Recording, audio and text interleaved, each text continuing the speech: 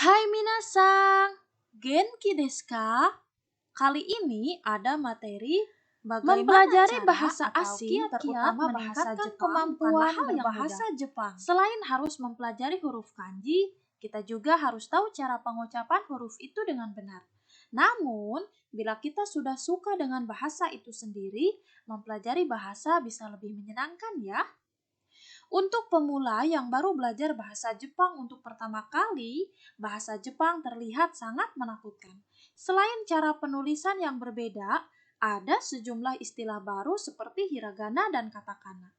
Ideogram, sistem penulisan, dan alfabet Jepang sangat berbeda dari yang biasa kita ketahui. Pengucapannya pun rumit. Untuk seorang pemula, berbicara dan menulis dalam bahasa Jepang memang bisa terlihat menakutkan. Bagaimana sih cara belajar bahasa Jepang? Berikut ada tips yang mungkin bisa membantu saat mempelajari bahasa Jepang. Yang pertama, mulailah dengan mempelajari huruf hiragana dan katakana. Huruf hiragana dan katakana merupakan huruf yang wajib dipelajari untuk menguasai kemampuan dasar bahasa Jepang. Huruf ini masing-masing berjumlah 46. Untuk mengingat huruf ini, sebaiknya lakukan latihan tulis sebanyak mungkin sambil terus berlatih membacanya. Beli kertas tabel berisi huruf hiragana dan katakana, lalu tempel di tempat yang mudah dilihat. Hal ini bisa menjadi cara untuk mengingat huruf ini.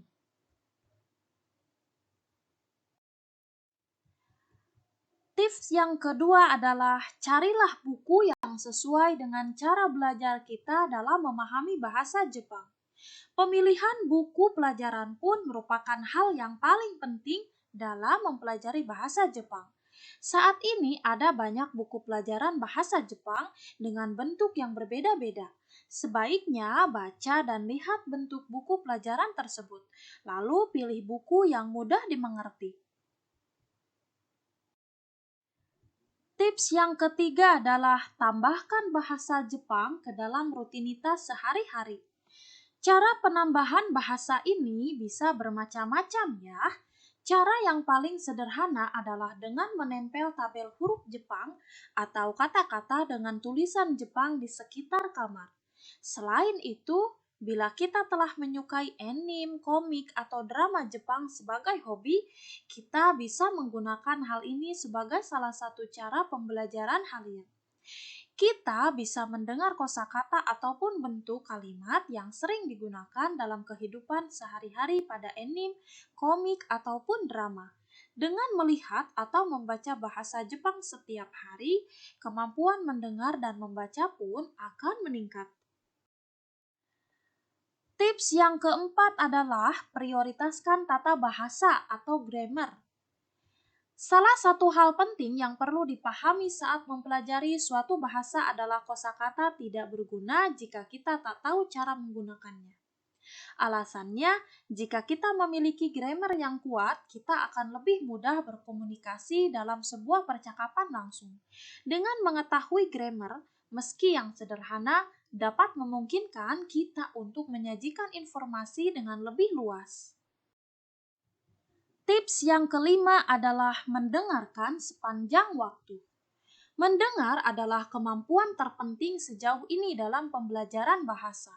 Studi linguistik terkini menyatakan bahwa kemampuan mendengar adalah kunci menuju tata bahasa, pengucapan, dan berbicara yang benar. Artinya, jika kita tidak dapat memahaminya, kita tidak akan dapat memahaminya. Jadi, latihan mendengar adalah hal yang terpenting. Mendengarkan bahasa Jepang sebanyak yang kita bisa, tentu saja menonton film dan mendengarkan musik adalah hal bagus. Namun, studi menunjukkan bahwa hal ini kurang efektif daripada yang dibayangkan. Minasang, tips yang keenam adalah memahami partikel. Partikel adalah hal paling penting untuk memahami suatu kalimat dalam bahasa Jepang. Pasalnya, mereka memiliki fungsi untuk menentukan peran kata dalam suatu kalimat. Contoh kalimatnya adalah watashi wa konbini de pan o kaimashita. Artinya, saya membeli roti di konbini.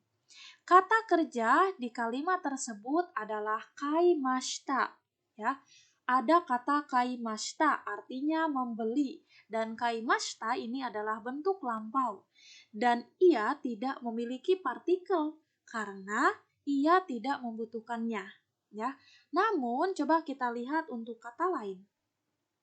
Watashi wa. Nah, untuk partikel wa-nya ini menunjukkan topik dalam kalimat ini. Kita membicarakan saya yang membeli rotinya. Kemudian untuk kata kombini de. Nah, untuk partikel de-nya menunjukkan di mana terjadinya hal itu, ya. Terjadinya di mana? Terjadinya di kombini. Tuh. Kono pang wo atau o ya, menunjukkan objek kata kerja.